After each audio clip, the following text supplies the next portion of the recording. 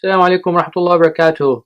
الله يحميكم ويحمينا ويسعدكم ويسعدنا ويوفقكم ويوفقنا، قولوا آمين. رجعت لكم بحلقة جديدة وفيديو جديد على إنه شلون نساوي السمنة بأسهل طريقة. فمثل ما بتعرفوا أنا رجعتكم من أول شلون نساوي الزبدة من الكريمة ومن الحليب الكامل الدسم.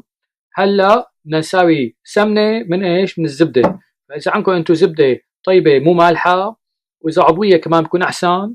برجيكم شلون بتحولوها لسمنة بتقعد عندكم فترة طويلة وبتاكلوها وبتنبسطوا عليها وبتدعونا. كان طنجرة صغيرة، معلقة قطرميزات بلور معقمة نظيفة. قول بسم الله وصل على النبي. هلا على نار واطية نخليها تذوب. الرغوة بدأت تطلع هلا البيضة هاي ننقشها نقيمها لما بدناها بالسمنة.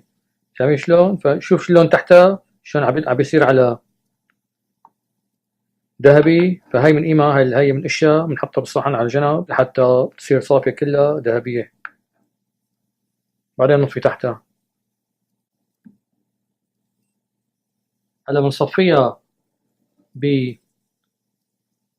بمصفاية على قماشة تبع الجبنة أو اللبن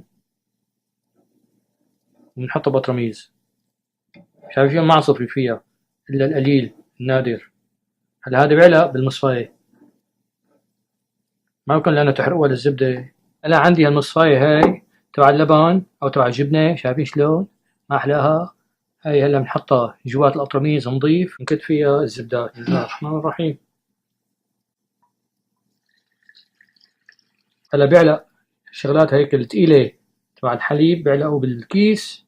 بتنزل السمنة صافية بالقطرميز. شايفين شو علق جوا؟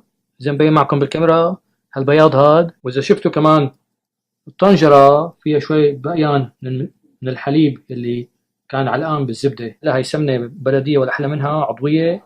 إن شاء الله جربوها ببيتكم تعجبكم. لا تنسونا من الشير واللايك والسبسكرايب والدعاء. اللي عنده سؤال يبعث لي على اليوتيوب. السلام عليكم ورحمة الله وبركاته.